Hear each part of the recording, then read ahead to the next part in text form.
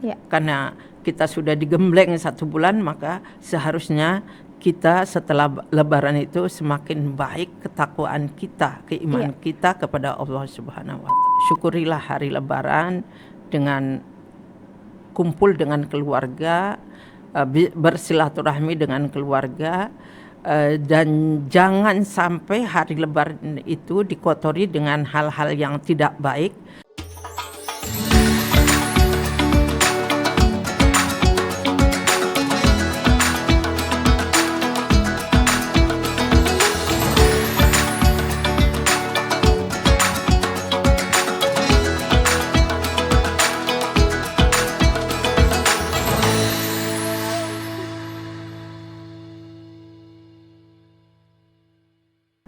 Assalamualaikum warahmatullahi wabarakatuh.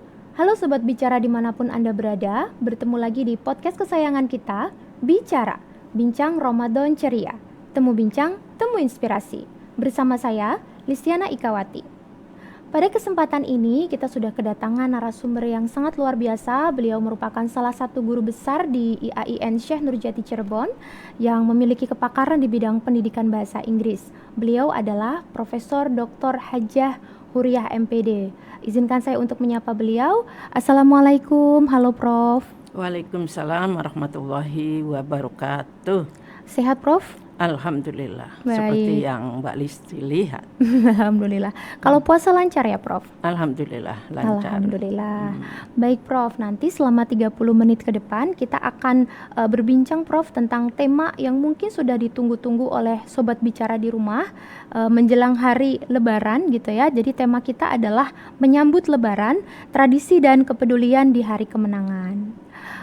Baik Prof, ini kan hari puasa ini sudah di penghujung gitu, penghujung bulan Ramadan, di mana bulan puasa ini sudah mau selesai. Nah, menurut Prof sendiri secara personal, apa sih tantangan dan hikmah yang Profesor rasakan gitu untuk Ramadan tahun ini? Ya, terima kasih ya Mbak Listi. Apa tantangan dan hikmah bulan Ramadan pada tahun ini ya? Yang pertama dulu tantangan. Kalau menurut hemat saya, selama ini alhamdulillah saya tidak mempunyai tantangan dalam menghadapi bulan Ramadan. Kenapa? Karena setiap bulan Rajab dan Sya'ban datang, saya selalu berdoa memohon kepada Allah. Doanya adalah Allahumma barik lana fi rajabana fi sya'bana wa ballighna fi ramadana, yang artinya ya Allah berkahilah pada bulan Rajab dan Sya'ban ini dan pertemukanlah kembali dengan bulan Ramadan ini. Jadi kalau tantangan selama ini saya tidak mempunyainya. Tidak tahu kalau orang lain ya, barangkali orang lain mempunyai masalah dalam hidupnya, barangkali mempunyai tantangan. Tapi kalau saya pribadi selalu berdoa seperti itu. Baik, jadi ternyata di sini Sobat Bicara yang bisa kita pelajari dari Prof Huriah adalah ternyata kita mempersiapkan itu sudah dari bulan-bulan sebelumnya bulan gitu Rajab. Ya Prof. Iya, dari bulan Rajab. Kita sudah meminta doa kepada Allah supaya kita dimampukan untuk bertemu dengan bulan puasa, dan menjalaninya dengan baik, luar biasa. Baik Prof. Kemudian hari Lebaran Prof, Idul Fitri. Hikmahnya belum. Hikmah bulan Ramadan ya. Apa saja hikmah bulan Ramadan? Yang pertama, barangkali kalau umat Islam semua tahu bahwa hikmah bulan Ramadan yang pertama seperti disebutkan dalam Al-Quran, ya ayyuhallazina amanu kutiba alaikumusiyam kama kutiba alal ladzina min qablikum la'allakum tattaqun. Yang artinya, wahai orang-orang yang beriman, berpuasalah seperti orang-orang sebelum kalian agar kalian bertakwa.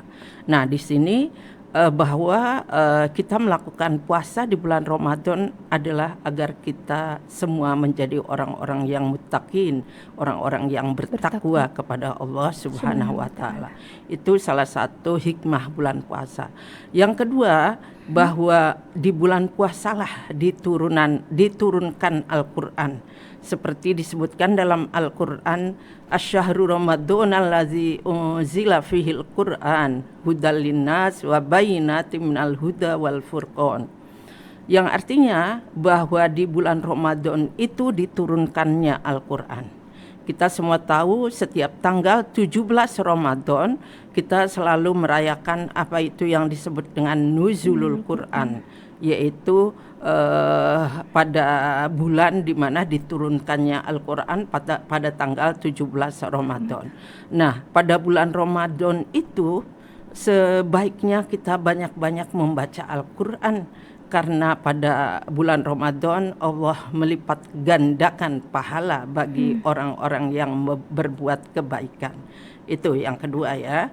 Kemudian yang ketiga, hikmah bulan Ramadan adalah bahwa di bulan Ramadan itu diturunkannya malam Lailatul Qadar.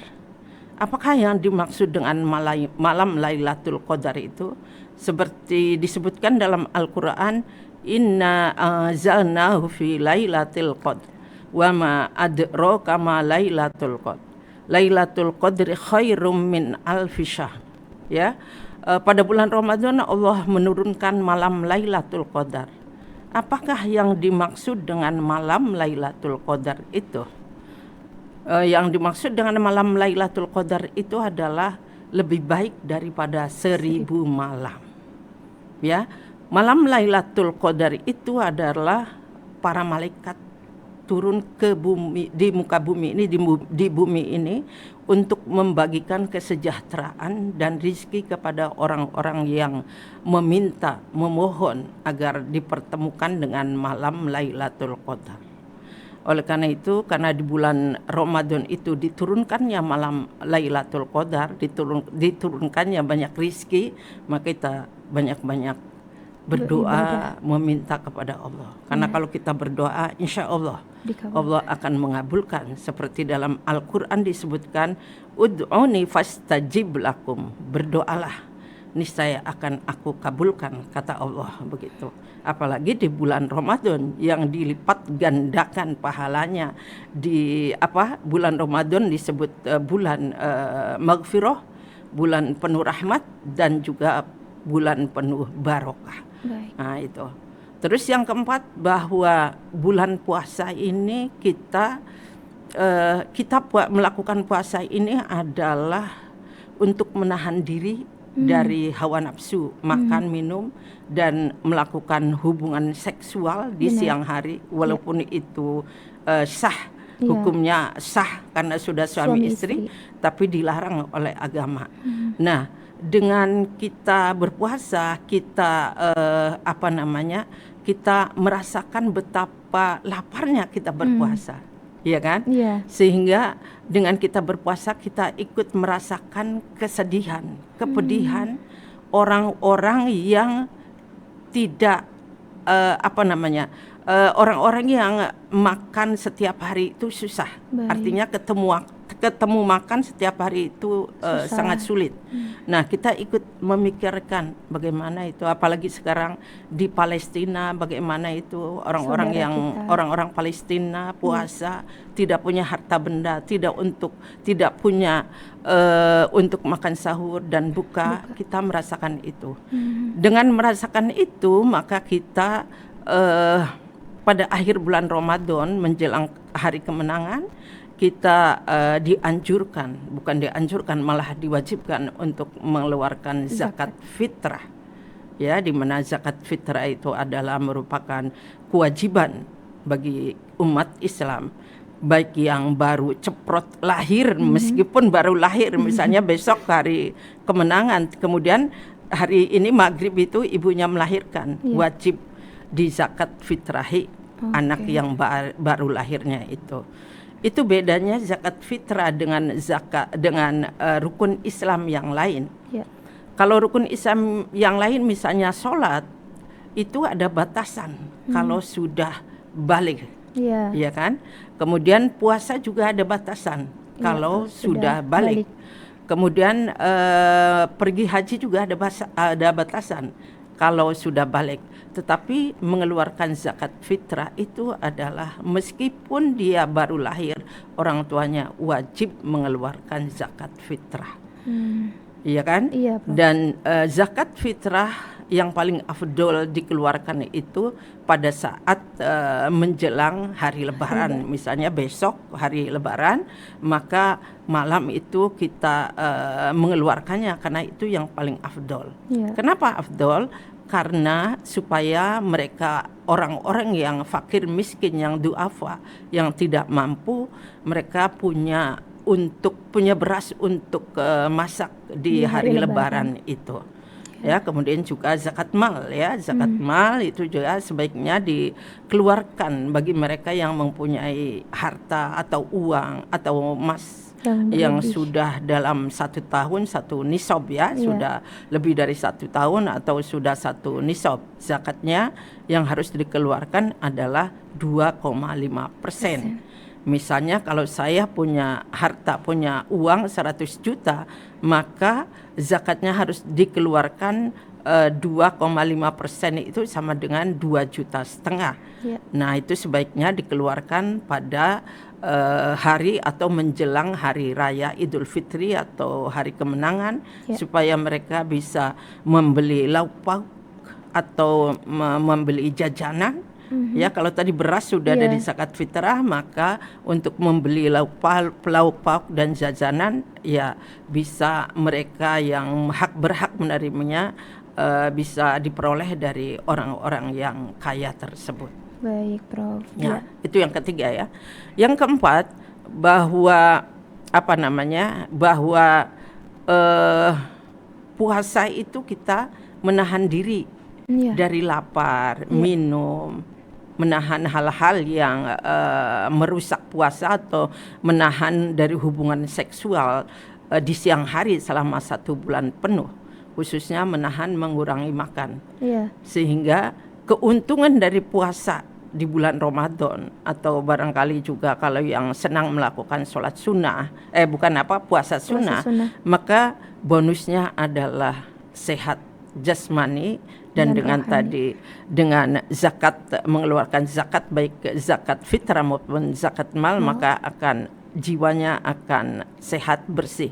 Jadi badannya itu sehat, kemudian rohaninya akan menjadi bersih. Nah, itu yang di antara hikmah puasa. Dan satu lagi, bahwa bagi umat Islam, bahwa puasa di siang hari, iya kan, melakukan puasa di siang hari, menahan lapar dan haus dan menahan hal-hal yang membatalkan puasa atau merusak puasa.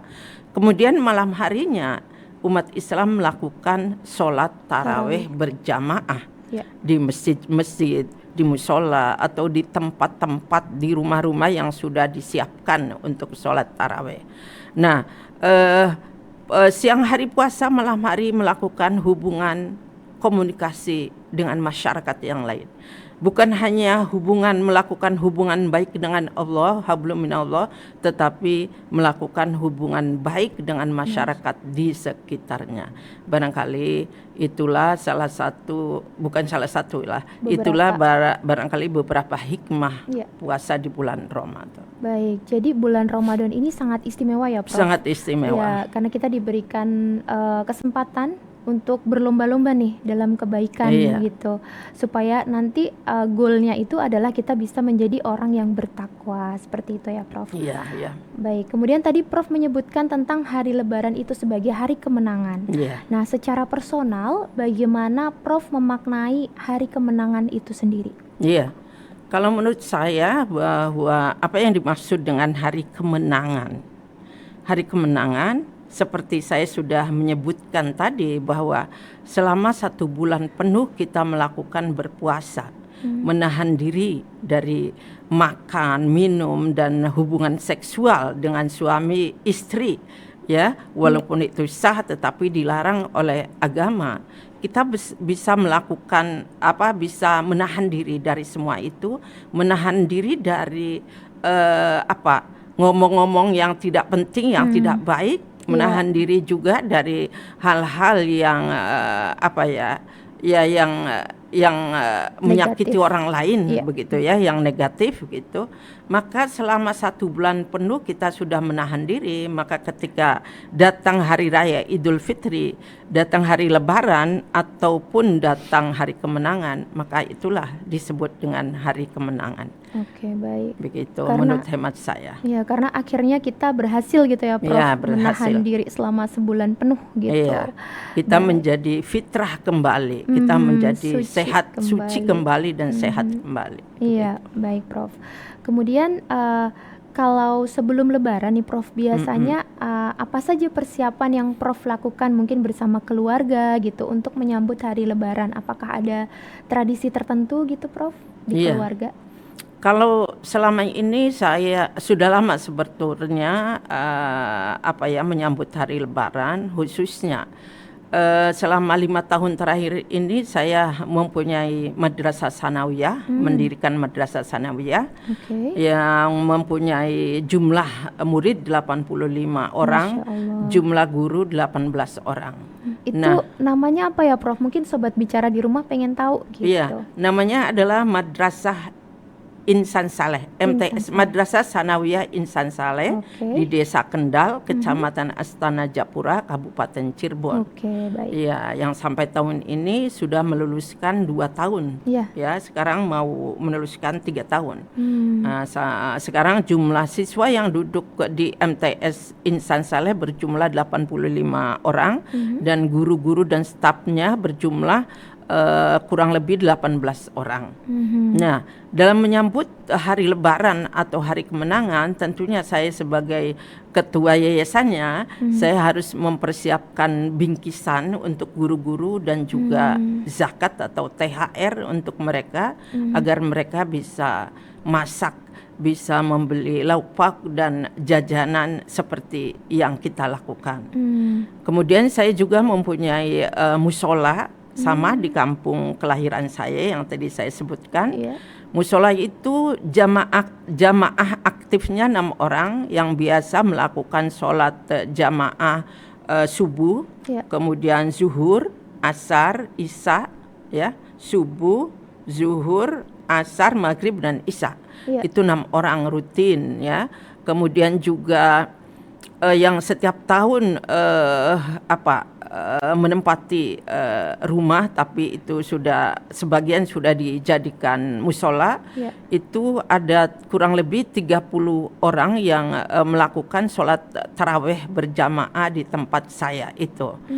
Nah, dalam rangka menyambut hari kemenangan, menyambut hari Lebaran, saya juga mempersiapkan sedikit zakat atau THR untuk mereka agar mereka bisa membeli sedikit lauk pauk lah untuk di hari Lebaran. Ya, kemudian saya juga mempunyai orang-orang asuhan yang setiap bulan disantuni. Yang pertama adalah saya punya 2 orang yatim piatu, 8 orang yatim, 3 orang janda, 2 orang wanita yang tidak pernah menikah, sebatang kara, 1 orang laki-laki, bapak-bapak masih muda yang stres. Itu setiap bulan saya santuni karena mereka memang membutuhkan santunan. Dan juga saya juga mempersiapkan zakat atau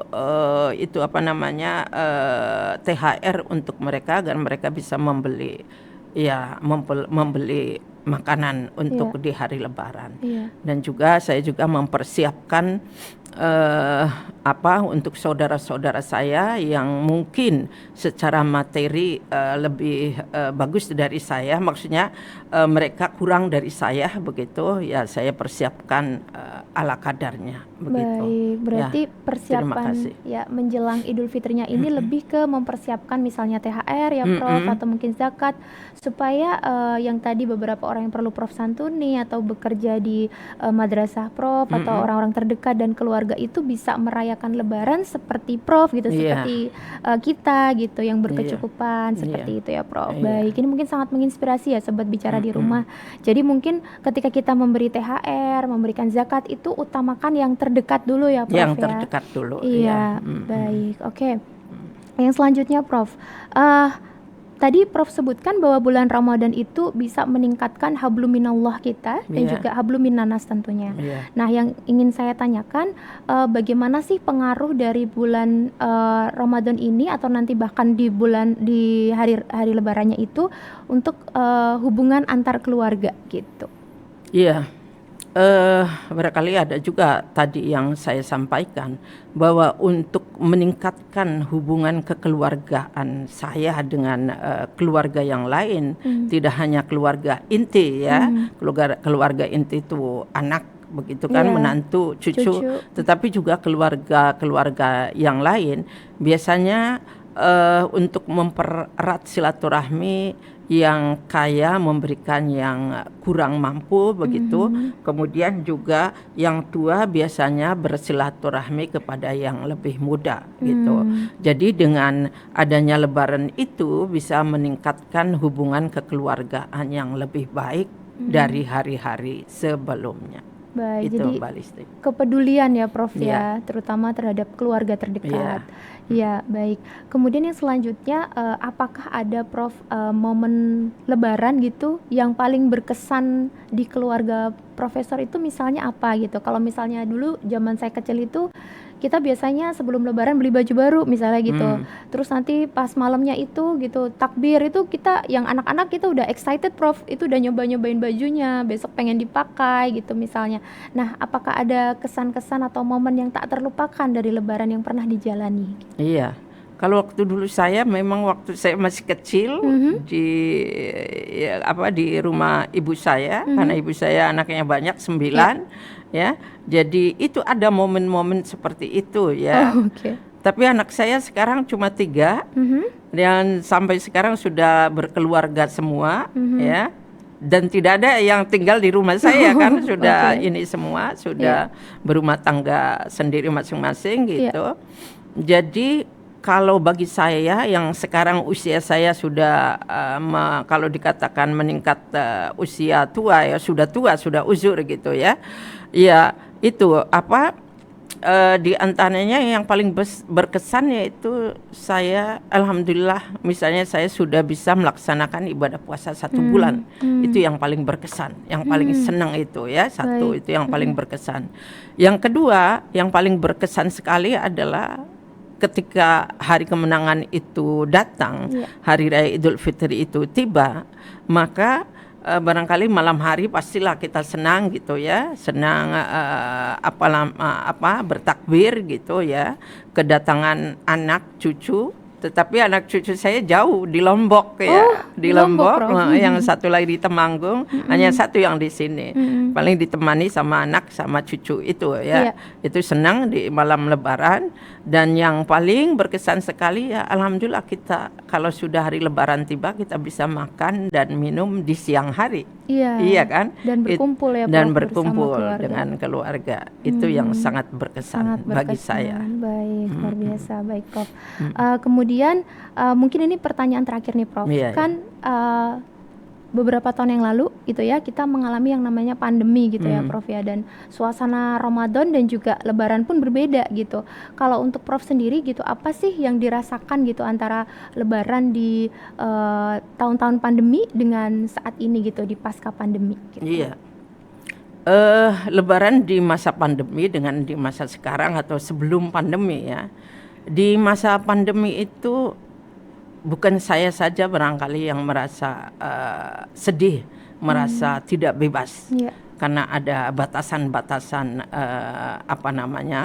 batasan-batasan dalam berkomunikasi begitu ya. Yang saya rasakan waktu masa pandemi pada tahun 2020 kalau tidak salah itu ada larangan oleh pemerintah bagi PNS untuk tidak boleh mudik. Benar, Prof. Iya kan? Iya. Ya itu. Nah, pada tahun 2020 itu kalau nggak salah tahun 2020 itu Lebaran 2020, suami saya tugasnya di Jakarta. Pada saat itu dia suami saya termasuk orang yang taat hukum, Ya. maka suami saya pada masa pandemi itu tidak pulang ke Stay Cirebon. di sana ya, Iya, Prof. stay di Jakarta begitu. Akhirnya saya berlebaran dengan anak-anak dan cucu saja di rumah. Jadi ada sesuatu yang hilang rasanya karena tidak berkumpul dengan suami, begitu kan? Itu. Ya, Iya, iya. dan juga barangkali masyarakat luas juga merasakan waktu masa pandemi itu tidak bebas seperti masa-masa lebaran yang sekarang atau sebelum pandemi. Iya. Kalau sekarang atau sebelum pandemi, saya kira lebaran itu nikmat sekali. Iya. Nikmat sekali menikmati hari kemenangan itu. Berkumpul dengan keluarga, makan opor, makan makanan yang enak-enak Bersama ya, Prof, bersama, ya. kemudian minum minuman yang enak-enak dan jajan-jajan yang enak-enak yang disiapkan. Nah, tapi masa pandemi berbeda memang Iya, itu. jadi dulu kita prihatin ya, Prof, Ya saat prihatin, itu. apalagi ada larangan dari pemerintah. PSBB. Iya, Iya. tidak boleh PNS tidak boleh mudik. Mudik, Itu yang iya. membuat gimana Sedih. caranya. Padahal waktu itu suami saya mau dijemput ya, Oh, tapi iya. suami nggak mau karena suami memang termasuk pegawai yang taat hukum. Gitu. Baik, oke. Baik, Prof, ini yang terakhir.